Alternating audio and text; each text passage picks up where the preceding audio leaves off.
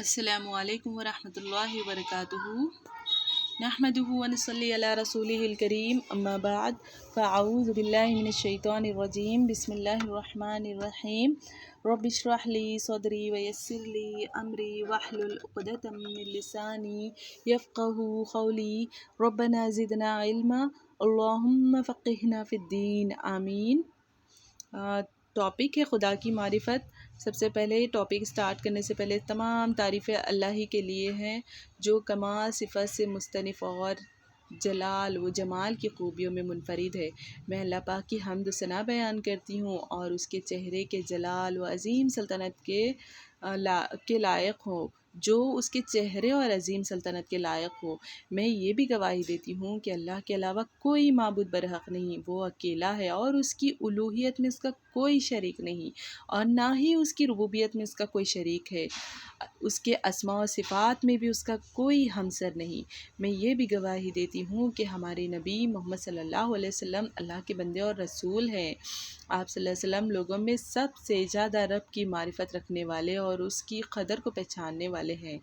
اللہ تعالیٰ آپ صلی اللہ علیہ وسلم پر، آپ کی آل پر، صحابہ اور آپ کے دعوت دین سے ہدایت یاب ہونے والے اور تمام جو اہل سنت پر چلنے والے لوگوں پر درود و سلام نازل فرمائے۔ اللہ کے بندو، اللہ تعالیٰ نے فرمایا کما حق تقوی الہی اختیار کرو، اور اس کی عبادت ایسے کرو گویا کہ اس کو دیکھ رہے ہو۔ اس کا کیا نتیجہ ہوگا؟ اگر ہم اس طرح اس کی عبادت کریں گے تو ہمارا عمل درست ہو جائے گا، اور آخرت کی یاد اور اپنے انجام سے غافل نہیں ہوں گے۔ ہمارے دل میں آخرت کی یاد ہوگی تو پھر ہم اپنے انجام سے غافل بھی نہیں ہوں گے۔ اللہ تعالیٰ قرآن میں فرماتے ہیں، یا ایھا الذین آمنوا اتقوا اللہ ولتنظر نفس ما قدمت لغد واتقوا اللہ ان اللہ خبیر بما تعملون۔ اے ایمان والو، اللہ سے ڈرو، اور ہر نفس کو یہ دیکھنا چاہیے کہ اس نے کل کے لیے کیا سامان اکٹھا کیا ہے، اور اللہ سے ڈرتے رہو، جو کچھ تم کرتے ہو یقیناً اس سے وہ پوری طرح باخبر ہے۔ اور اللہ تعالیٰ سے علم نافع کے لیے دعائیں بھی کرتے رہنا ہے، اور جیسے کہ نبی صلی اللہ علیہ وسلم دعا پڑھتے تھے، اللہم انی اسألک علما نافعا، اے اللہ میں تجھ سے نفع بخش علم کا سوال کرتی ہوں۔ اور آپ صلی اللہ علیہ وسلم ایک اور بھی دعا پڑھا کرتے تھے علم نافع کے لیے، اللہم انفعنی بما علمتنی وعلمنی ما ینفعنی وزدنی علما۔ اے اللہ، جو تو نے مجھے سکھایا اور میرے لیے نفع بخش بنا دے، اور مجھے وہ سکھا جو میرے لیے نفع بخش ہو، اور میرے علم میں اضافہ فرما۔ ان دونوں دعاؤں سے یہ پتہ چلتا ہے کہ ہم کو اللہ تعالیٰ سے ہمیشہ علم نافع کے لیے سوال کرتے رہنا چاہیے، نہ کہ صرف سوال کرے بلکہ علم میں اضافے کے لیے بھی اللہ تعالیٰ سے دعا کرتے رہنا چاہیے کہ اللہ تعالیٰ ہمیں مزید علم دے۔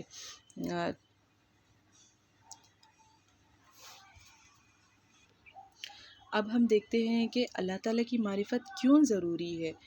کیوں ہمیں اللہ تعالیٰ کی معرفت حاصل کرنی چاہیے۔ اللہ تعالیٰ کی معرفت در حقیقت سب سے افضل علم ہے۔ ابن رجب رحمۃ اللہ علیہ فرماتے ہیں، سب سے افضل علم اللہ تعالیٰ کی معرفت ہے، اور یہ اللہ تعالیٰ کے اسماء و صفات کا علم ہے،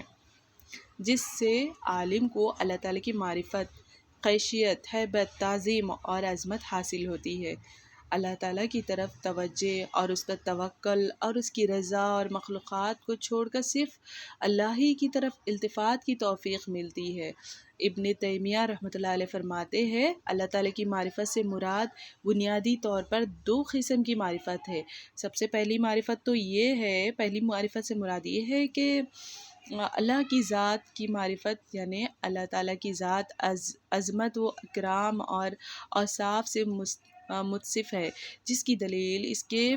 پیارے نام بھی ہے۔ یہ علم جب بندے کے دل میں راسخ ہو جاتا ہے، میں یہاں پر اسماء و صفات کی بات کر رہی ہوں، اللہ تعالیٰ کے، جو اللہ تعالیٰ کے اسماء و صفات کے علم حاصل کرے گا، پھر اس کے دل میں اللہ تعالیٰ کی عظمت، ہیبت، خشیت، یہ ساری چیزیں، توکل اللہ پر سب بڑھ جاتا ہے۔ تو جو کوئی بھی یہ پھر علم حاصل کر لیتا ہے تو لا محالہ اس کا دل اللہ کی خشیت سے بھر جاتا ہے، چنانچہ وہ یقینی طور پر جان لیتا ہے کہ اللہ تعالیٰ اپنی اطاعت پر اجر دیتا ہے اور نافرمانی پر سزا بھی دیتا ہے۔ اور یہ تو تھی پہلی قسم، اور دوسری قسم کیا ہے اس کی؟ وہ جو نواحی اور حلال و حرام کی شرعی احکامات کی معرفت ہے، مطلب جس کو جو امر بالمعروف اور نہیں عن بالمنکر کرنے کا حکم دینا، اور حلال اور حرام کے شرعی احکامات کو پہچاننا کہ وہ کون سی چیز کب حرام ہے اور کب حلال ہے، اللہ تعالیٰ نے ہمارے لیے کیا حلال کیا اور کیا حرام کیا، اس کا بھی علم حاصل کرنا بہت ہی ضروری ہے۔ ابن قیم رحمۃ اللہ علیہ فرماتے ہیں کہ اللہ تعالیٰ کی معرفت ہر علم کی بنیاد ہے۔ یہ معرفت بندے کی سعادت، کمال اور دنیا و آخرت کی کامیابی ہے۔ اور اس سے لا علمی کا مطلب بندہ اپنے نفس، اس کے ادب اور طریقۂ کار سے لا علمی ہے، کہ اس لا علمی سے نہ پاکیزگی حاصل ہوگی نہ ہی کامیابی حاصل ہوگی۔ تو دیکھیں کتنی بڑی سعادت ہے اللہ تعالیٰ کا علم حاصل کرنا، وہ ایک تو ہے دنیا و آخرت کی کامیابی، اور پھر لا علمی سے پاکیزگی، یعنی کہ ہم لا علم جو ہوتے نا جاہل، اس سے پاکیزگی مل جائے گی ہم کو، ہم علم والے شمار ہوں گے اگر ہمیں اللہ تعالیٰ کا علم حاصل ہو جائے گا تو۔ بندے کا ایمان اس کے رب کے متعلق اس کی معرفت کے مطابق ہوتا ہے، چنانچہ جب معرفت الہی بڑھتی ہے تو ایمان بھی بڑھ جاتا ہے، اور جب یہ معرفت کم ہوتی ہے تو پھر ایمان بھی کم ہو جاتا ہے۔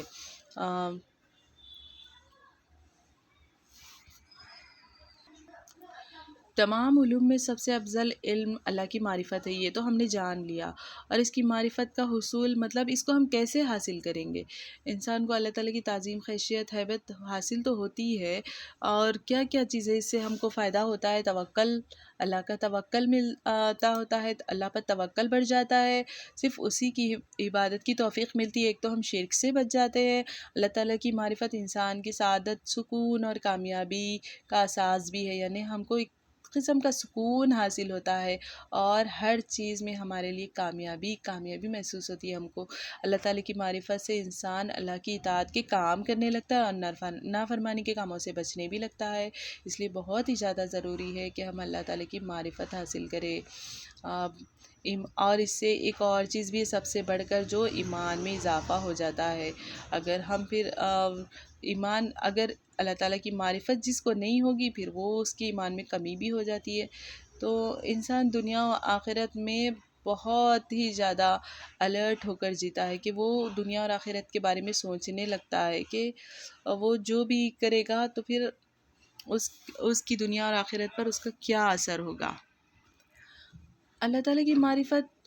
کیسے حاصل ہوگی؟ ہم کو کیا کرنا چاہیے؟ ہم کو ایک تو ہم ابھی دیکھیں کہ اسماء و صفات کا علم ہونا، اللہ تعالیٰ کے اسماء و صفات کے بارے میں جاننا، تو اس سے ہم کو اللہ تعالیٰ کی معرفت ہوتی ہے۔ اور کہاں سے پتہ چل سکتا ہے ہم کو کہ ہم اللہ تعالیٰ کی معرفت کیسے حاصل کریں گے؟ اللہ کے کلام یعنی قرآن کریم پر تدبر کرنے سے، قرآن کو پڑھنے، سیکھنے اور اس پر عمل کرنے، اس کو سمجھنے سے ہم کو وہاں پر اللہ تعالیٰ کے قرآن میں جتنے بھی پیارے پیارے نام ہیں، بلند صفات ہے، اس کو اپنی زندگی میں لازم پکڑنے سے ہم کو اللہ تعالیٰ کی معرفت ملتی ہے، یعنی کہ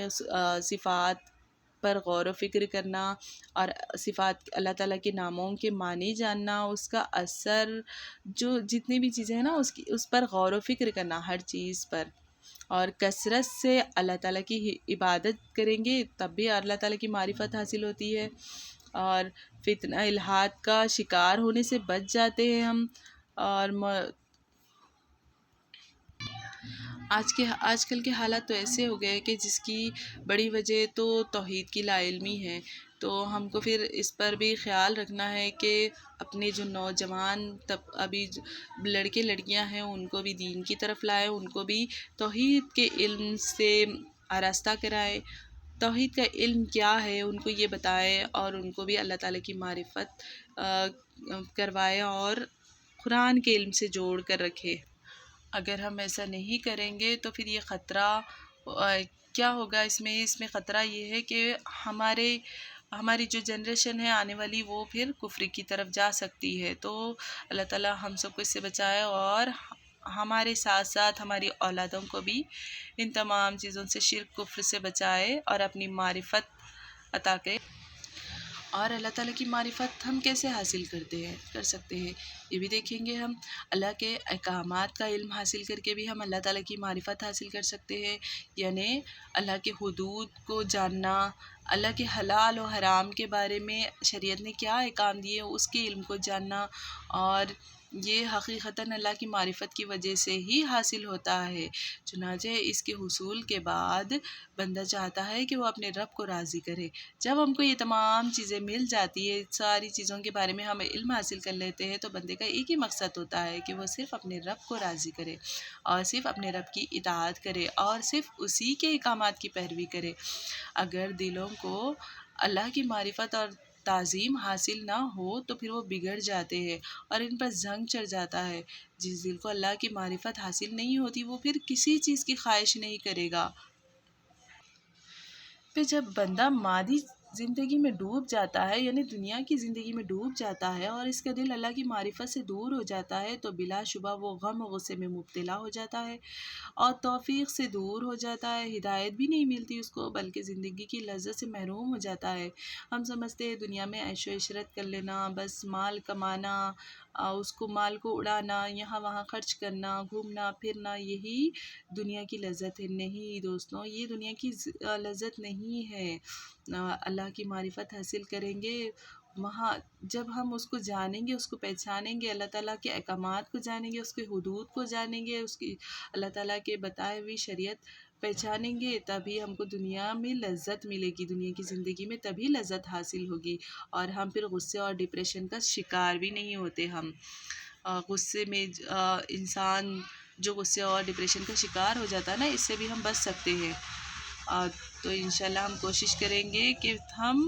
کہ ہم پوری کوشش کریں گے کہ ہم اللہ کی معرفت کا علم حاصل کریں۔ جس شخص کی زندگی اللہ کی معرفت سے گم ہو یا اس کی معرفت کے راستے سے غافل ہو تو اس کی زندگی میں کوئی بھی لذت نہیں ہو سکتی۔ اللہ تعالیٰ ہمیں اس سے بچائے۔ اللہ تعالیٰ کا صحیح تعارف حاصل کرنے کا بہترین ذریعہ اللہ تعالیٰ کی نازل کردہ کتاب قرآن مجید، احادیث، صحیح احادیث جو ہے نا وہ، اور آسمان و زمین کی موجودگی،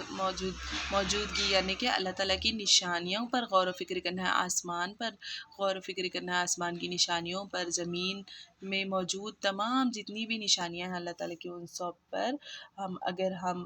غور و فکر کریں گے تو انشاءاللہ ضرور اللہ کی معرفت ہمیں حاصل ہوگی۔ اللہ تعالیٰ کا تعارف، اللہ کے تعارف کو سمجھنے اور ان کے متعلق علم حاصل کرنے کے سب سے بہترین ذریعے خود اللہ رب العزت قرآن مجید اور رسول اللہ صلی اللہ علیہ وسلم کا اللہ تعالیٰ کے متعلق تعارف کروانا ہے۔ جیسے صحابہ کرام کے مطابق سمجھیں گے اگر ہم، تو اللہ تعالیٰ جو اس کائنات کے خالق، مالک اور مدبر ہے، قرآن کو نازل اللہ تعالیٰ نے ہی فرمایا، قرآن کو نازل فرمایا، تو پھر ہم اپنی زندگی کو بامعنی بنائیں گے، قرآن پر غور و فکر کر کے، کائنات پر غور و فکر کر کے، اور آخرت میں کامیاب ہوں گے انشاءاللہ۔ اگر ہم قرآن مجید پر کھلے دل سے اور کھلے دماغ سے غور کریں گے تو ہمیں اللہ تعالیٰ کی حقیقی تعارف حاصل ہو سکے گی، جس کے ذریعے ہم اللہ تعالیٰ کے حقوق کو سمجھ سکیں گے اور اس کی خالص بندگی کرنے میں ہمیں مدد ملے گی، جیسے کہ اس کی عبادت کا حق ہے انشاءاللہ۔ یہاں ہمارا ٹاپک ختم ہوا۔ اللہ تعالیٰ کی معرفت کے ہم نے دیکھے کہ کتنے اسباب ہیں جس کی وجہ سے ہم اللہ تعالیٰ کی معرفت حاصل کر سکتے ہیں۔ سب سے پہلے تو ہے اللہ تعالیٰ کے اسماء و صفات میں غور و فکر کرنا، اس کا علم حاصل کرنا، قرآن مجید میں تدبر، غور و فکر، اور اللہ تعالیٰ کی دی ہوئی شریعت کو جاننا، اس کے احکامات کو جاننا،